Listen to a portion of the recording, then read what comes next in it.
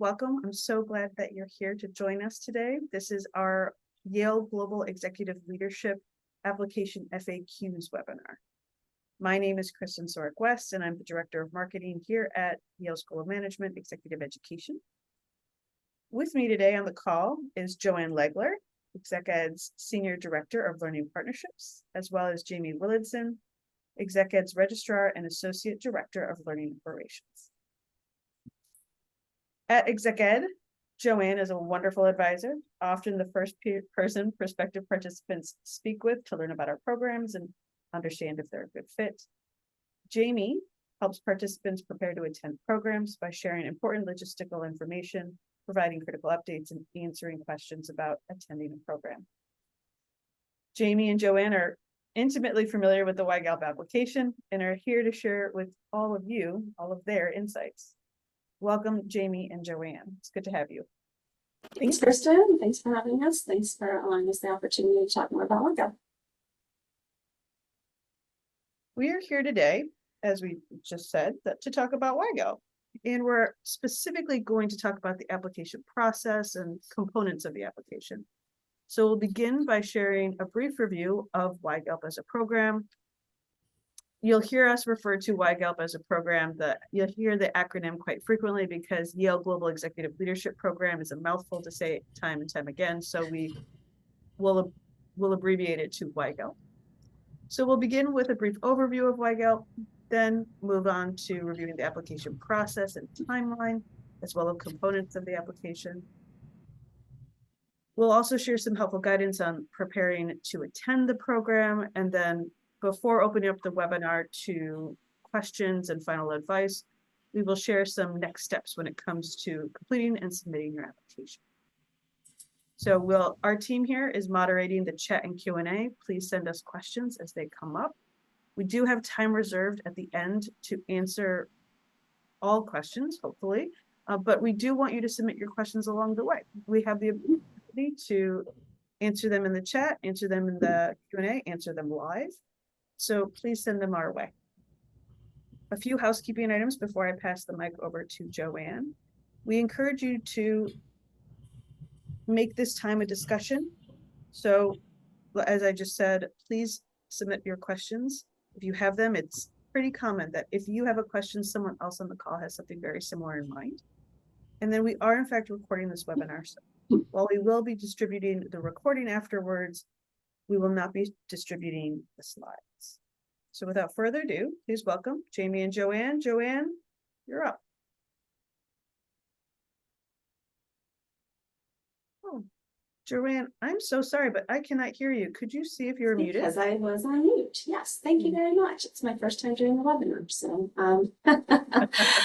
sorry about that. I'll start over again. Thank you, Kristen. I'm very excited to have a group with us together today. And I'm super excited to talk about YGELP, which I always am because it's a really wonderful program. So for our time together today, really, we are going to do a brief overview of YGELP, which is the slide we're on right now. As Kristen mentioned, really for a deeper dive into the program, definitely we encourage you to get back to our website, to our brochure, to the webinars that we have, and Jamie can talk to you a little bit about that in a moment. But here we're going to dive deep into the application, give you some preparation tips and tricks, and then leave you with advice. So really the focus for today is to talk about the application. So as I said, let's do a quick overview of YGELP. Hopefully, again, this is not new information for you, but if it is, that's fine. What is YGELP and who is it for?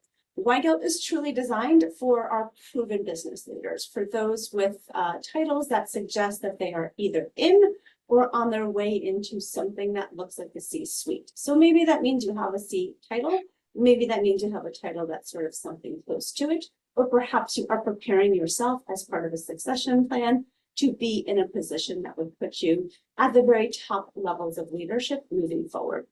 Generally speaking, that means that you have significant work experience, demonstrated career progression, and more or less about 20 years of work experience. That's not going to be true for everybody. Many have much more than that, and some have a bit less than that. We are always glad to consider those with less than 20 years of work. And a combination of work, of seniority, along with how somebody's going to contribute to the cohort is really part of the admissions puzzle.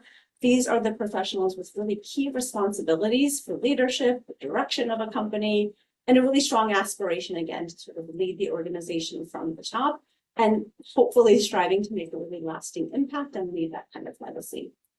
In terms of global representation, that G that Kristen talked about is true. It's a real thing. And our expectation and hope is that the cohort not only includes people who have citizenship or have time spent in locations within, outside the US, but that their work and that their goals also provide representation that is not necessarily only US based. So that piece of it is truly critical, not only for you to extend your information, what you have to offer, but to learn how other folks in other locations around the globe are tackling these really challenging business topics.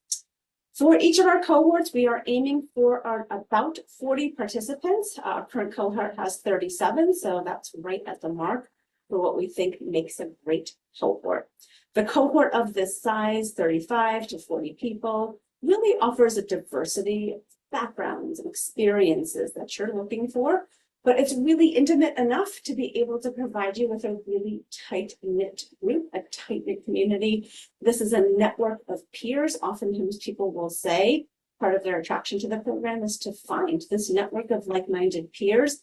You know, sort of being at the top or close to it, you know, it's a bit of a cliche, but it can be a bit of a lonely space. So having that opportunity to connect with other professionals who have been in your shoes, are struggling with similar things, and finding that they're really not sure where to go to have really frank and meaningful conversations is a huge draw to them for YGELP. And we really hope these are folks who will become lifelong friends. Again, maybe a bit cliche, but if you spend this much time with the cohort, no doubt this will be a group of people that you will be lifelong friends with. The international affiliate status that's granted at the end of the program is also a really important piece of why folks are perhaps looking for a program like YGELP or YGELP itself. If you do successfully complete the program, you'll have that status granted to you. And that's great. It grants access to our vast global alumni network across the university, an array of resources that includes membership in the Yale Alumni Association, the network of 150,000 Yale alumni around the world, membership in the Yale School of Management Alumni Association, inclusion in the directory of Yale alumni, and then invitations to reunions, to special events, regardless of where you are in the world, or if those special events sometimes take place, just like this one is here on Zoom.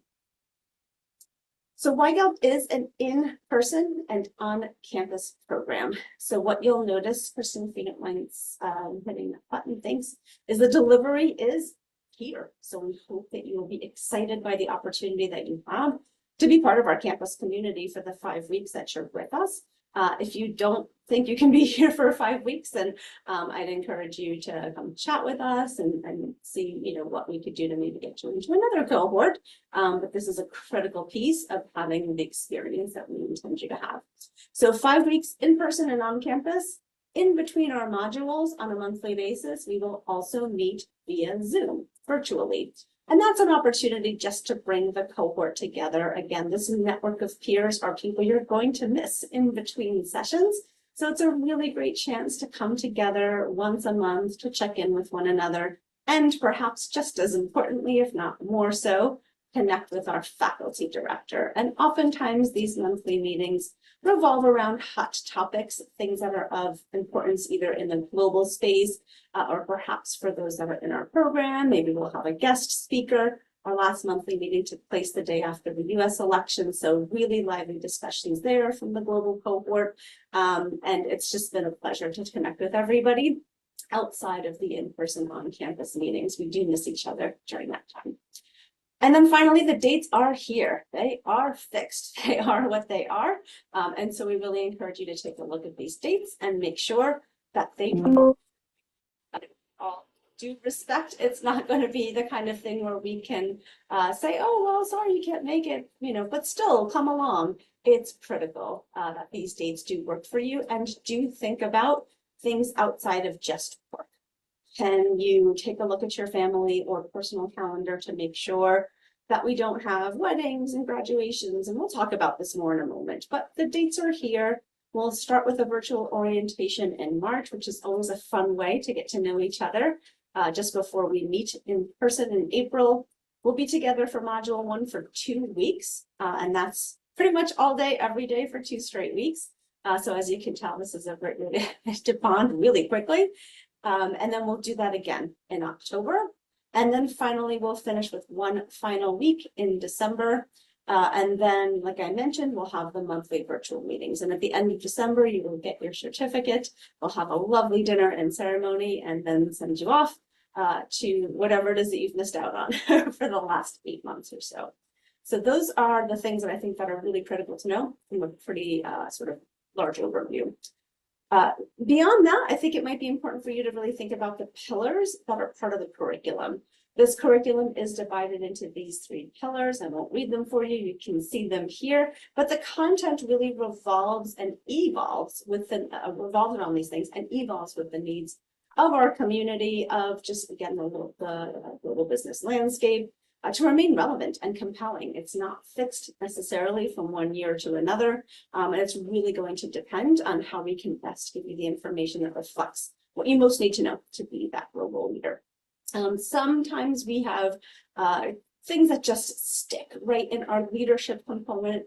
As you all know, I hope Yale SOM's mission is educating leaders for business and society. So of course, we're going to weave in elements of the program that are always tried and true to help elevate your capacity to drive change in your organization, all while you're sort of reminding yourself of who your stakeholders are and how to weigh the interests of your stakeholders. So we'll dive really deep into your own personal leadership styles, your motivations. You'll work with a professional coach. You'll work on learning about high-performing teams and how you can get your teams to perform at an even higher level. I mentioned stakeholders. We'll talk about topics like corporate financial management and corporate governance and boards. We'll talk about hot topics like gender discrimination in the labor market or sustainability for business leadership. Moving on, we'll also have a strong, like I keep mentioning, global component. And the goal here is to deepen your own understanding of the global context of business and overcome those really strategic challenges of operating in a globalized world. And that, again, includes not only our professors and our faculty, but you all as well. Exchanging that information means even our faculty and speakers may be learning quite a bit from you based on where you might be in the world. These are things that we'll talk about, that you've talked about probably every day, around ethical leadership, around strategies for organizational emergencies. We've got actually a couple of interesting examples in the current cohort on that one. The global economy and how that might change, especially with changes in things like administrations, immigration policy, global trends and opportunities and risks in emerging markets. This past cohort, we had a great discussion on doing business in Africa. And so really, we've just got that wealth of expertise all around Yale. That includes opportunities to have somebody come over and speak directly to you from that area of expertise. And then finally, your executive toolkit. Again, this kind of goes back to sharpening your business acumen, driving profitability in your organization, and driving growth.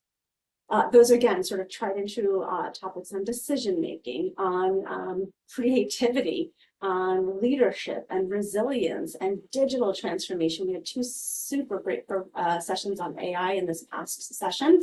Negotiations, again, a thing that you might think you do really well, but you know, how can we up your game on that?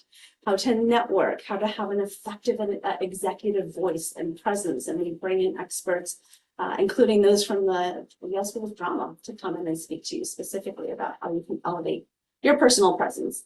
Stocks, bonds, behavioral finance, restructuring, M&A, turnaround situations. All of these will be touched on in each of the 3. So you won't just come from one, then to another, and then to a final one. And oftentimes these blend a little bit, as you can imagine. So they are often interwoven with each other. Great. So let's talk next about the application. Hopefully that provided a good overview. I would definitely encourage you to go back and fill in the blanks for yourself as you need, or come to us. We can answer any questions that you have. But let's talk about the application. This is an application-based program.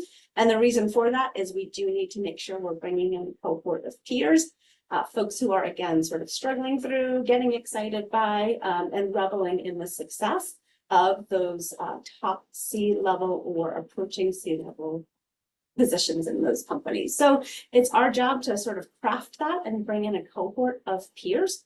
So let's start with the application form. It's pretty straightforward. You will first fill out a short form that allows for just that quick email verification. So short form, we will then respond with an application link for you to go ahead and fill out the rest of the application form. Again, it's pretty straightforward. It will ask about information about your background and your years of work experience. Tell us more about your company and your positions within your company. Kind of along with that, a resume is required, and that will really just help us get a sense from start to finish about how your career has evolved over the years. When we talk to leaders, sometimes they'll say, gosh, I haven't had a resume in 15 years. Now's a great time to either start over again and really revel in all of your accomplishments, or dust off the last version that you've had and remind yourself of how many accomplishments you've had over these years. But it is pretty critical for us to have something that we can refer back to as we're reviewing the rest of your application. Our essays, again, are straightforward. You'll find them in the application, but they're also sitting on our website. So don't let this be a reason to say, oh, I can't apply. I don't know what I'm getting myself into. Hop on the website, check out the essays, and start to draft those, maybe even a little bit in your mind. How would you answer the questions that we're asking? These are not tricky questions, but they are, I guess, a little internal, a little sticky maybe for some folks, but hopefully you read these prompts and get excited to tell us about your interest in YGELP. So the first one's pretty straightforward. Tell us about your goals, your objectives. Those might be professional goals, of course, but we'd love to hear what you want to do personally as well as you consider moving up into a position of leadership or leaving that legacy behind. The next question, again, no surprise, why have you chosen to apply to YGELP? What's your motivation in service of your goals that you just told us about? And really, concretely, how will the program help you to become a better global leader? How is this going to prepare you for what's in front of you based on what you know at this time, the company that you're working in, or again, what your goals may be for the future? We do ask for your contribution. Each of these programs is really distinct and really quite unique, and it's very global and quite inclusive. What do you have to add? Tell us about you. What's going to be specific to your experience? What unique contribution do you have to offer your cohort mates? And how is that sort of interesting, distinct, and how will others learn from you? We do offer the opportunity for an optional essay. I would say it's only necessary if there's something that you just couldn't find a way to tell us otherwise. It is short. It is meant to be, hey, just want to make sure you know about this thing. You don't need, and please don't, to write another essay or re-explain something that's already been covered someplace else. Next is a professional reference. You need only one. We only offer you the opportunity to give us one name, and really that's your whole job. Tell us who that person is, talk about the relationship between the two of you, give us their contact information, and we'll take it from there by providing them with a link to give us that recommendation letter so that you are not in between that process once we have the information that we need. Obviously, you'll want to pick somebody who has the time to write you a nice professional reference. Again, this shouldn't necessarily take a ton of time, but you'll want to make sure that they have enough time to be thoughtful, maybe to interact with you, to talk about things that you'd like them to hit upon in terms of your experience and your accomplishments over the years. And you'll definitely want to choose somebody who knows you well. So picking somebody who's just got a fancy title or you think we might be impressed by, definitely not the way to go. Pick somebody that you think will have not only great things to say about you, but have the time and enthusiasm to endorse your candidacy for the program. And then finally, we will offer the opportunity to interview, but by invitation only. So once we've had a chance to review your application, we'll determine if we think we'd like to talk to you further. Interviews are about 30 minutes long with someone on the admissions committee. Again, this is not a torturous event. It's really fun to get to know you a little bit better, to have a great conversation about your goals, and then to ask some questions that go beyond the application itself.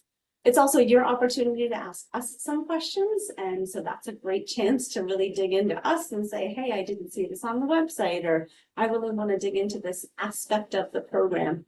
Bring your questions, not only to this webinar, but also to any interview opportunity you might have.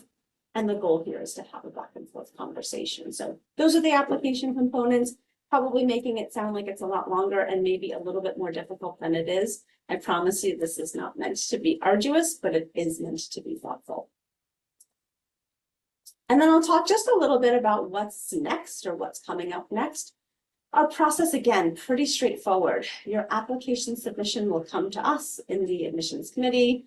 We will then, as I noted, read those, and then we'll go ahead and determine who it is that we'd like to speak to a little bit longer through an interview process. And again, you don't have to worry too much about that right now, but do trust that the process is super clear, super efficient, and we've got you. So if you have any questions, you're always welcome to let us know. And then, if everything goes really well, we'll notify you of a decision that's a positive one for you, or of course, admission to the program. If you choose us back and say, yes, thank you for choosing me, I would love to come and enroll in the program, you will sort of click a box, fill out a quick form, and then a deposit is required to hold your seat in the cohort. So at this time, that's a $10,000 deposit within 30 days of your enrollment. And then after that, the additional balance will be required about 30 days before the program begins. We can talk if you have specific questions, you can throw them in the chat about the mechanics of that, but this is sort of an overview and just of how it all works. In terms of deadlines, the sooner the better. We do fill the cohort as we go along. And so if you do have passion and excitement and interest in joining the cohort, apply today, apply, by the end of next week. The sooner we hear from you, the sooner we can get your admissions decision back to you, the sooner you can think about the deposit and holding space on your calendar for the next 8 months and kind of getting your life together for between March and December of 2025. There will come a point towards the end of this calendar year where we may not have time to finish reading and get back to you before our long Yale holiday break. So again, I'll say the sooner the better, but our actual final deadline was January 31st of 2025, and we'll move pretty quickly. At that point, from here on out, the notifications of decisions are rolling and on a space available basis. I think that's enough out of me. So I'll go ahead and turn it over to Jamie so she can talk to you a bit about opportunities to prep for the program, as well as some next steps and things to consider. Thanks, Joanne. So the first thing you should do is to consider your goals. Why would you want to be part of the YGELP program? What are you hoping that this program can do for you? And also, what do you think that you could bring to the program itself? Is it something that your leadership has approved? Is it something that you're the leader and you think it's a great tool that you want to show your team that you're working on yourself? So think through, what is it that you want to gain from doing this program? It is a big commitment, so we want to make sure that you are fully in and you understand why you want to take this program. Another thing is being away from work. As Joanne mentioned, it's 5 weeks in person.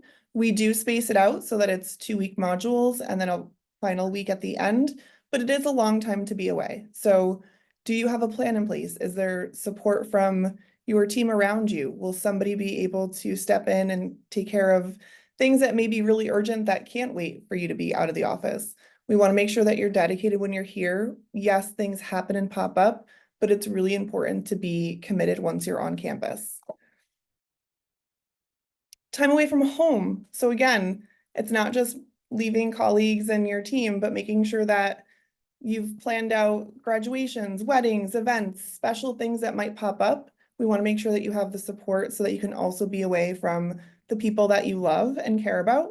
So think through all of those dates. Is this something that you can commit to? Can you be away for 5 weeks? Travel considerations. We are in New Haven. It is not a super easy. There is a tiny little airport in New Haven, but there are flights to consider, timing to consider. You arrive the day before the program. Most people depart the day after the program ends. So just thinking through, what does that mean trying to get here? Are there any things that you should think about? Making sure that you have passports, making sure that you've included costs for flights and getting to campus. So there's just different little things to consider as you're planning that out.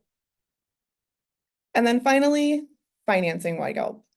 So as Joanne mentioned, there is a $10,000 deposit, and then the balance of $50,000 is due no later than 60 days before the program starts. Do you have support from leadership? Is this something that you're funding yourself? Is it something that you're splitting with your organization? Are they going to pay for half and you're going to pay for half? So having an idea of what this is going to look like for you upfront will help figure out as you get closer to the acceptance piece. If you're using military benefits, we do offer post 9/11 GI Bill support. We do need items, so making sure that if you're going to go that route, you've supplied the necessary paperwork for that. If you have any questions about that, please do reach out. We do have the answers for you, and we can help you in that process as well. The next steps. So if you haven't already, we encourage you to go to our website and download our brochure. It gets you in our system and you can receive the information you need to be up to speed on all things YGELP. Open the application, take a look. As Joanne mentioned, the questions are on our website. So if you want to preview those, make sure that you've started the process. Once you start the application and submit your email, that link comes to you so that you can go back at any time. As long as you've gone to the next page, it will save it and then you can go back and complete it at any time. You will not have to start over if you only make it through a certain piece. Save the dates for the orientation and the modules. You have the dates, they're on our website. If you have questions about those, reach out, but make sure you pencil those into your calendar. Set up time for your recommender. We can't emphasize this enough. If you don't tell people, sometimes they don't see the email and they don't know it's come, and then your application sits in our system. We will send out reminders, but it's helpful that they understand it's coming and that there needs to be some sort of urgency on their end so that your application doesn't sit and in the incomplete status. So once the recommender completes their piece, your application will be considered complete, so then we can begin our review process. If you haven't yet, you can watch our open house webinar, our past open house webinar with alumni. We also we'll have the FAQ webinar up, so you can view that on our website. There's a few options for you if you have any questions about what to expect. And upcoming deadlines. So the next upcoming deadline for this group would be our final deadline, which is January 31st, 2025. As Joanne mentioned, the sooner the better. We are in the stages of reviewing applications that have come in so far, and space will be available on a rolling basis at this point. And if you have any questions, we can drop that into the chat, but our email address and our team will be sure to get back to you as soon as possible.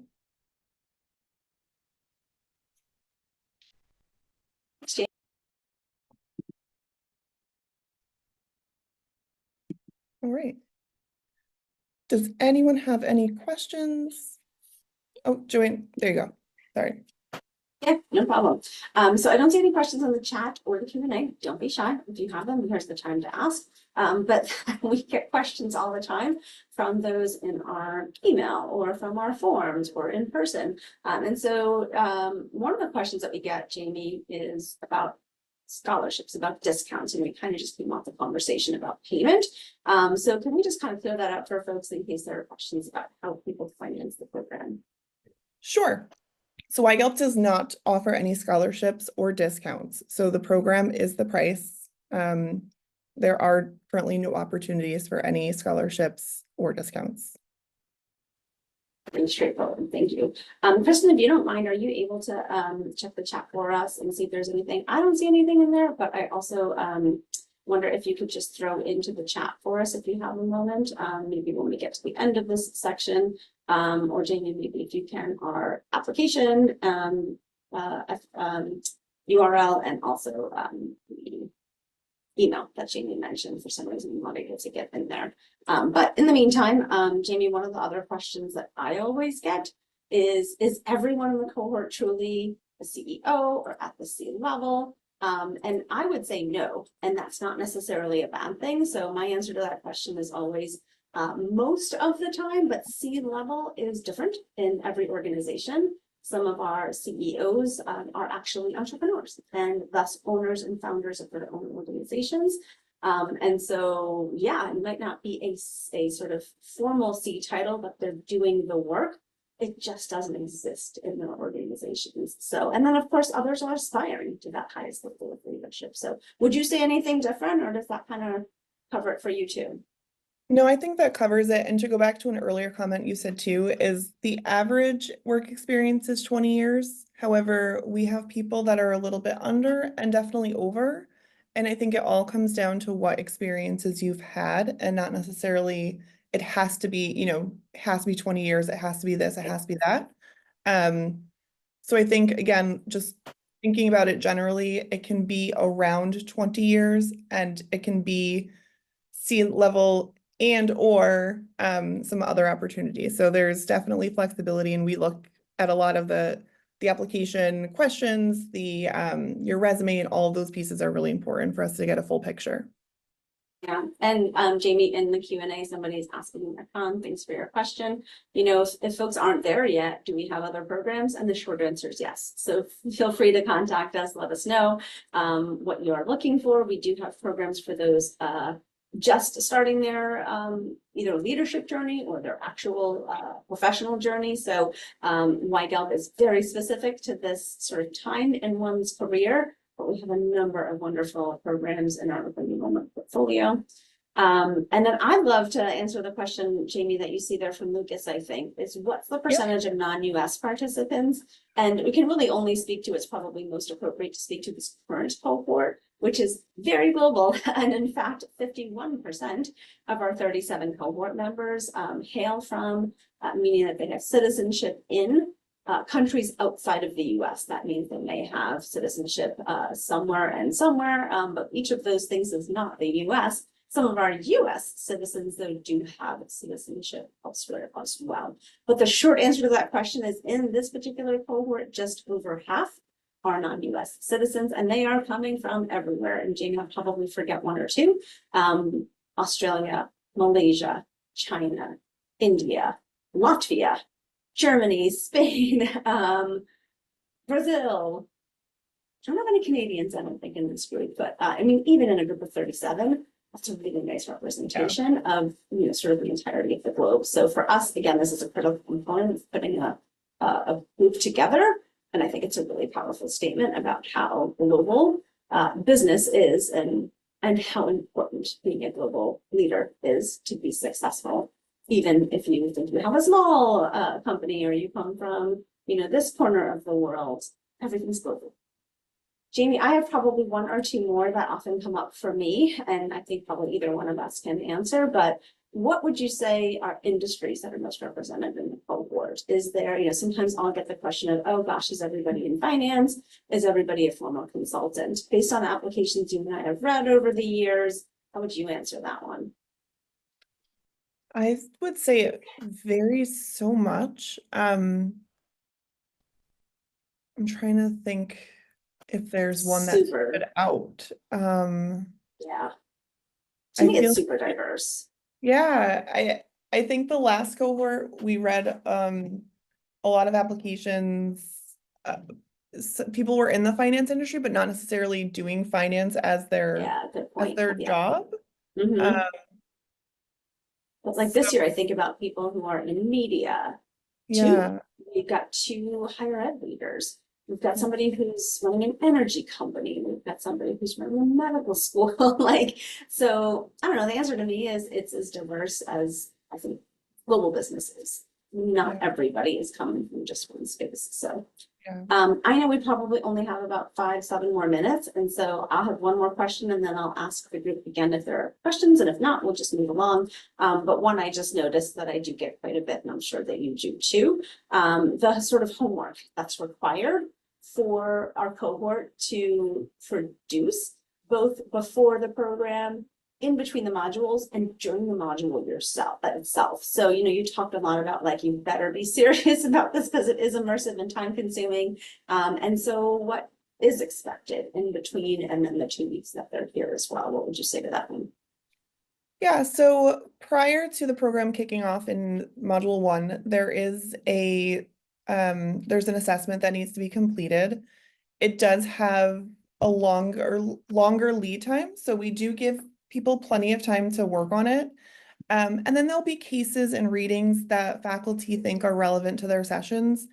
It changes. The sessions do evolve over time to make sure that they're the most relevant. So articles may change.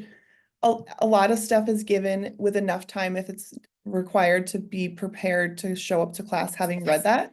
It helps the discussions if people are taking the time to read through these cases and articles so that the discussion can just be really robust. There are articles that pop up before a session may start, or even during a session, something relevant happens. They'll be available. It's not required that you read them immediately before class, but it will be nice to have them, and then you can always refer back to them. Mm-hmm. A little work in between modules, but very little. We, again, will give enough time before the second module starts, usually a few weeks before. If there's any assigned readings or cases, there's time to do that. And again, that will kind of be the flow throughout the 3 modules. So there is some work, but it's not so time consuming that you need to carve out, a month before to take care of it. Yeah. There will be some expectations to read some things just to be able to have those conversations in class, but Yeah, and I would say, Jamie, your point about how much time is spent in the program itself, we take up a lot of your time for, this 2 week, 1 week scenario. And so piling on top of that is, in some ways, it's just not fair. And so we're really committed, I think, to making sure you're prepared for the next module, but not overdoing it with expectations in between modules. So great. I don't have any other questions. There might be one more in the Q&A. There is. The benefits that the program brings to the participants. That's a great question. And Jamie, I think you're perfectly positioned to answer this. I can always list off maybe a couple of them, but what are the benefits? And maybe the question is, summarize the benefits the program brings to the participants. Immediately my head went to our alumni benefits, but perhaps the question is more about how the program is beneficial to somebody who is, kind of moving into a position of leadership in that space. And so the benefits, I think we can probably leave those to our website. Again, those really are limited to the ones that you are given as part of your international affiliate status.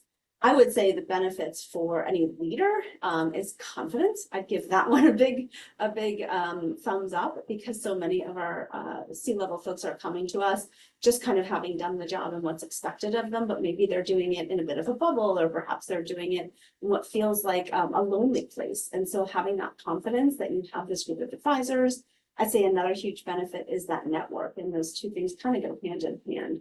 Once you have a network of like-minded peers and cohort mates, I think that really boosts your ability to make decisions in a confident manner. And then I think maybe thirdly, again, kind of tied into all that, is knowing you're making decisions with a really, really wide lens now, because you're thinking about it from a financial perspective, an operational perspective, you're thinking about it from marketing, you're thinking about it from an HR perspective, because those are the speakers and the faculty we're bringing in and sort of encouraging you to think about from a much broader lens than maybe you have had in the past. What does a CEO need to know? And so that, to me, network, confidence, and just a wider lens that I think will absolutely position you to let folks know that you are a leader who has been thoughtful about your own leadership style and evolution, but thinking about what you don't know so that you can kind of solve those questions for your organization at a high level. Jamie, anything to add to that? No, I think that was great, Joanne. Yeah, and I think like position, so the person's asking relative to other programs, we'll sort of let you do your homework on that.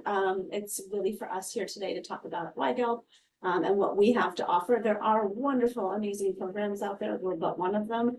I think some of our unique value propositions are that small group, and that in-person on-campus experience across those many months. That live in-person opportunity is quite unique, and we love that part of it. So, Kristen, I think that's about it for us. Do you want to close this out? Yes.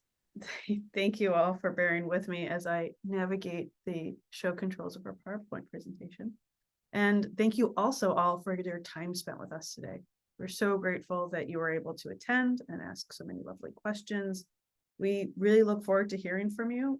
You'll be receiving an email after this webinar with Joanne's contact information and additional resources to learn more. Links to many of the things that Joanne and Jamie mentioned over the course of our conversation will be included in that email. Please let us know if you have any questions at all. We're here to help. We're happy to help. We're excited to help. And we're also excited to get to know you. So please do, if you're thinking about considering, we look forward to your application. We look forward to reading it. And we're excited for this upcoming cohort. Thank you for sharing your time with us again today, and we hope you enjoyed the webinar.